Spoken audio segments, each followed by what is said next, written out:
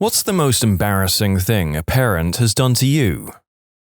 For those who didn't grow up in a time where you shared a phone with multiple extensions with your parents, consider yourselves lucky. For those who did, me. Hi, it's Kerry. I was wondering if you were going to the mall tomorrow. Girl I liked. Yeah, I think so. It's Saturday, so I usually go with my friends. Me. Well, if you're there, do you want to, meet up somewhere and have lunch? Girl. Yeah, that sounds good. Where do you want to go? Well, I was thinking… There's a click, some numbers dialing. Mum. Hello? Me, yelling upstairs. Mom, I'm on the phone! Mum, through the phone. Carrie, are you on the phone? I was calling my friend Riva. She's having some people over tomorrow, and I wanted to know if she wanted any potato salad. Me, yelling upstairs. Mom, I'm on the phone with Susie. Get off! Mom. If you want, I can make a little extra so you can take it to judo. I know how you get tired after class.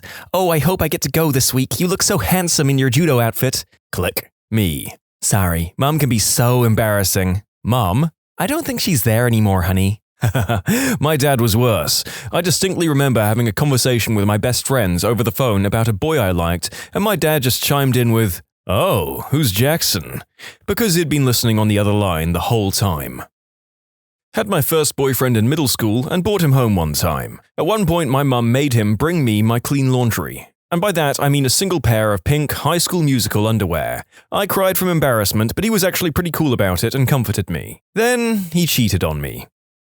My dad, influenced partly by Bad Boys 2, decided to mess with my boyfriend on my first date by acting like a real hard man. He filled a whiskey bottle with tea. Then, when he answered the door, he chugged the whole thing while staring my boyfriend down, then tried to break the bottle over his own head. The date was cancelled due to the hospital trip, and I became known as the girl with the bat-crap insane father. "Don't concuss yourself this time," became the running joke once I was able to get a date again.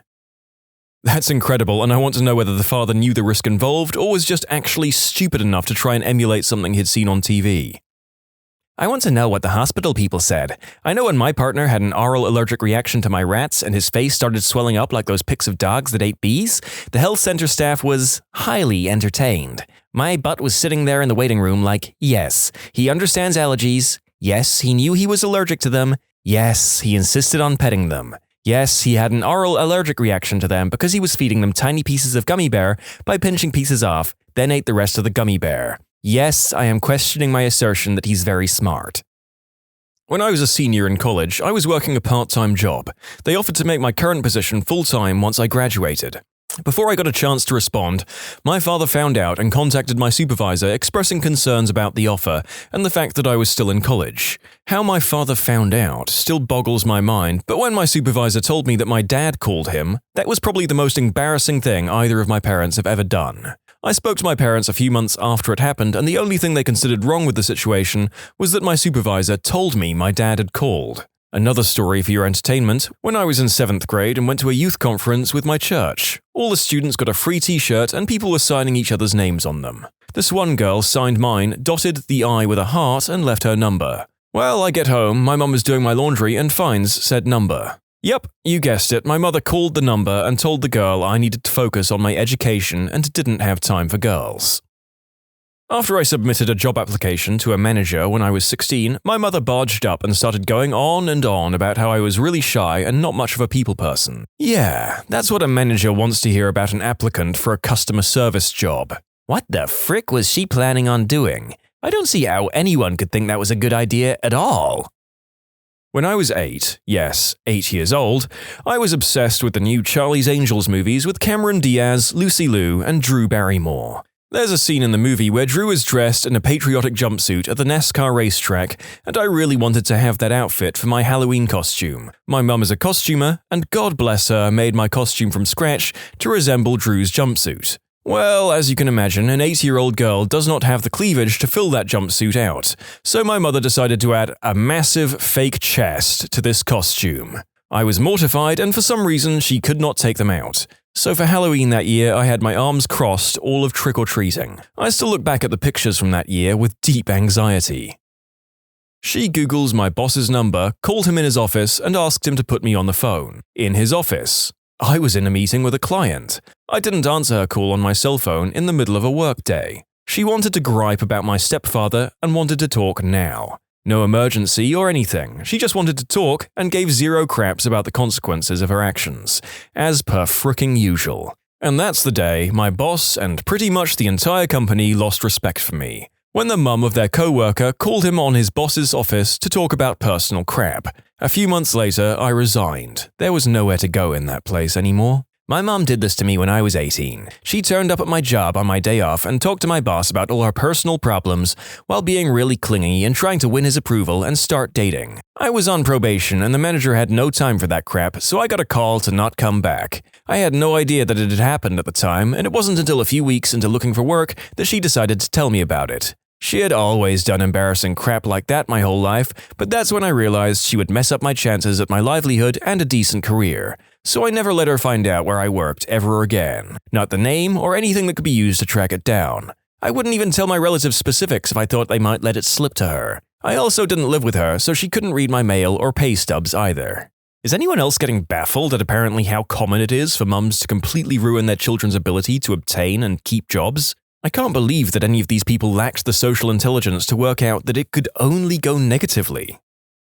Maybe not the most embarrassing, but certainly top 10. My mum went through this phase where she would talk during movies, specifically about what's going on in the movie. She was also terrible at paying attention to what was going on, so oftentimes what she was explaining was incorrect. In addition, she would try to talk over the movie. Mum would occasionally have to yell to make sure she was heard over the action scenes. Imagine, if you will, watching the aftermath of the stampede scene from The Lion King and the person next to you yelling, "Simba is sad because her dad died." My late mom got worse and worse about this as she got older, chatting through church services, movies, TV shows, using a loud voice in the otherwise quiet environments like public transportation, etc. Like, did part of that etiquette fall out of your brain at some point? You taught 2 kids how to act right and now you're off the hook? My sister's college graduation, my dad, my now husband, and I all ignored her, so she proceeded to talk everyone around us through the entire ceremony. Not horrible compared to a lot of these, but ugh.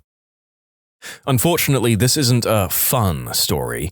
When I was 16, I had a big birthday party at our house. It was wonderful. I got to invite close to 30 friends, including new people from school. My dad made sure to have my favorite chocolate mousse cake as dessert. It turned into just a bunch of teenagers having a great time and talking. Then my mum was suddenly drunk. We never even noticed her drinking. She began microwaving slices of cheese on a paper plate and eating it with her fingers. Most of the kids didn't notice except for my BFF, who had some prior knowledge of her addiction. Kids began leaving, but not before my mum then began asking one of my friends, who was 15, about her intimate life and whether she was doing one of the other boys at the party. I thought I would die while standing and watching it happen. I had a male friend come over after school, and my best friend/neighbor was going to join soon after. They were dating at the time. Anyway, we get off the bus, started walking down the alleyway, and noticed my mum pulling out of the driveway. So we walked up to the car, and I asked where she's going. "Mum, we're heading to the grocery store. Do you need anything?" Me? No, I think I'm good, Mum." "Okay, well, I noticed the cucumber in your room was looking a bit soft, so I'll grab you another one." My friend looked like he was actually about to pee himself. Was there an actual cucumber, or was she just messing with you? Oh, she was definitely just fricking with me, but she did come home with a cucumber. I'm 21, and my mum still tries to order my steak for me. I ask for medium rare, and she says, "No, he'll have medium." And I say, "No, medium rare." And she goes, "Okay, whatever, that's fine." My 350-pound mother streaked in front of my boyfriend and my friends for $100. I was only 16, and that image still haunts me. My butthole of a stepdad thought it'd be funny to give my alcoholic mother money to mortify me. When I was 10 or so, I was struggling with being too big for kids' clothes and too skinny for most juniors' clothes. I was trying on this dress with a mesh area around the neck in the department store dressing room, and it was so big on me that my bosom literally showed through the mesh part that was supposed to be around my collarbones. Kids that age are moody, so I just lost it in frustration and started crying. My mom was like, "Oh, just let me see." But I didn't want her to see because that meant showing the whole fitting area, my whole chest. Finally, I showed her, and when she saw how upset I was, instead of comforting me, she decided to mimic me, fake crying in my voice and saying, "Oh my God, everyone can see my chest," and flashed everyone in the dressing room. Jeepers creepers, I came here for dad jokes and funny cringe moments, not actual childhood traumas. This kind of stuff will mess you up for a long time. Well, since we're committed now, here's another one. Sorry, this is a long one, but this will always stick with me until the day I die. So I really liked this one girl in high school, and I was always hoping we would talk someday, but I was a shy and quiet person. So one day we were all waiting around in the hall, and she started going off about her ex-boyfriend and stuff, and I was just there listening and watching. She looks at me and randomly says, "Hey, will you be my boyfriend?" My butt clenched so tight, but I was able to smoothly say, sure, why not? And she just laughed and said okay. So later in the day, I somehow gained the courage to ask her for her number since I'm her new BF, and she smiled and said she wasn't being serious, but would actually like to talk to me. She says she's been wanting to, but I just never asked. Holy crap, my mind was going absolutely insane around this time, so I took her number and walked away without saying anything, because I'm me and will say some stupid crap to screw this up. Fast forward to that night, I'm at home and was going to grab the telephone to give her a call, and my mum asked what I'm doing. I let her know I was calling a friend to talk for a few minutes, but she just said no. Didn't give me a reason, just said no and took the phone back. Now, my mum was going through bad menopause at the time, so she was really mean, unstable, and emotional person for most of my teenage years. Anyway, I asked her about it, and she said I'm not allowed to talk on the phone, but I wasn't in trouble, just wasn't allowed on it. So I did what any teenager does and waited until she fell asleep to go get the phone. So I give her a call and she says she's happy to hear from me and that we can finally talk without our friends bothering us. We talk about the teachers, friends, our schedules, and her general life, etc. I'm really just agreeing and laughing at this point because I'm in utter shock that I'm actually speaking with her. Well, I'm guessing my voice or laughter carried over to my mum's room, and she bursts through the door so hard that I jump and drop the phone. Loud as any person can be. "Why the frick are you on the phone? I told your stupid butt you can't use the phone! Why are you on the fricking phone?" I was not expecting that outburst at all, so I just said I was talking to a friend and asking them for help with homework. She says, "I don't give a crap. I told you not to be on the phone, and now you're talking with your friends? Who the frick are you talking to so gosh damn late?" For some dumb reason, I gave her the girl's name and not like another male friend's. She was pretty much turning red at this point. "You don't listen to me and now you're on the phone with some B-word? I don't want no B-word calling our house. Hang up right now and tell that B-word don't ever call here again." She slams the door shut, and I look down to see that the phone is still connected. My heart dropped. She had heard the whole fricking thing. So I pick up the phone and sheepishly say, "Hello?" She only said, "Wow, that was, okay, see you later," and hung up. The next morning she avoided me like the plague. She never talked to me again after that, and we never spoke on the phone again. A part of my soul died that night, and I don't think it will ever be fully restored. Mine bought me a diary encouraging me to write in it. Later stole said diary, broke the lock off, forged a bunch of made-up crushes in there, and then read it aloud at the dinner table to humiliate me. My mother was not very kind. My parents, Southeast Asian, told one of my best friends, who's a girl and Caucasian, behind my back that if she was the same ethnicity as them, they would ask me to marry her. I'm sure they thought this would be very flattering. I found out later, and to this day, over a decade later, it still makes me cringe big time. A lot of people here are asking me if my parents are racist. They're not. This is a cultural thing. I've been married to my Caucasian wife for many years, and they love her. It was my 16th birthday, and my family went to a fancy Italian restaurant. The staff came over to sing happy birthday to me, and my dad started singing along loudly in a bad Italian opera kind of accent. We're not Italian. The staff was so stunned, and they just stopped singing. The other customers around us laughed and applauded, and the staff just walked away. I was mortified. When I was young, we had a pajama day at school, but I always just wore my boxers to sleep. Well, obviously, a kid can't show up to school in just underwear, but I was a little too dumb to understand that. Why my mum allowed me to go and even drove me there, I have no idea. It was the most embarrassing day of my life, and the school had to call my mum to come pick me up halfway through the day. I was in elementary school, but I can't remember if it was first or second grade. And the school didn't notice or care until halfway because I was eating lunch in the cafeteria and kids were staring at me. Some adult must have noticed them. I wore C-cup bras when I was 11 years old. My mum loved to loudly talk about them to anyone who would listen. Yeah, she's only 11. You wouldn't think it from the way she's filled out up top. Then I'd start crying from the humiliation and she'd tell me to lighten up. Seriously, half of these deserve a place in a video I did the other week. What's something harmless your parents did to you as a kid that really screwed you up as an adult? Some of these are equally as traumatizing. Telling everybody at Thanksgiving dinner at her boyfriend's house about my tween bout with anorexia. I didn't want to be there in the first place, and she just kept going on and on about how I had carrots for dinner for a year until I had to shout at her to stop. To her credit, she was immediately embarrassed when she realized what she was doing, and she apologized profusely. I was 13 and waiting for a ride with my sister and parents at Dollywood. Across the way, two very pretty girls about my age were smiling at me. I smiled back and acted all cool because I was a skater boy with skater hair, and my Vision streetwear and some shirt with a skull on it or something. It was working too. The girls whispered to each other and giggled, and one even waved at me. Then my mum reached her damn hand to my face and popped a pimple right there in public.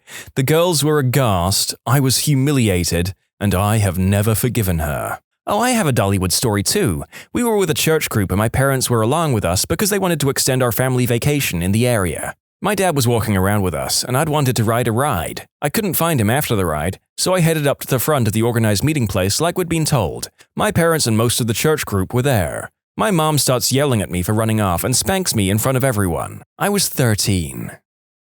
When I was 5 or so, my preschool did a play based on Noah's Ark. It was a pre-K attached to a church. We were instructed that our costumes were supposed to be raincoats, rain boots, or umbrellas. I didn't have any of those things, but begged my dad to get me at least one of them so I'd fit in and follow the guidelines. Fast forward, the night of the play, I'm frantically scanning the audience because my dad is always late. He finally shows up and brings me a life jacket. I had to stand up there with all the kids in their little raincoats in a life jacket. I was really embarrassed. Dad's defense was that I was the only kid who would have survived the flood. I can laugh now, but I sure wasn't laughing then. My father was a huge racist and used pejorative terms to describe other people. I knew about the words for African Americans, Chinese people, and Japanese people, so I never said them. Little me didn't know about the other words. I used one in class to answer a question my history teacher asked, and he was properly horrified.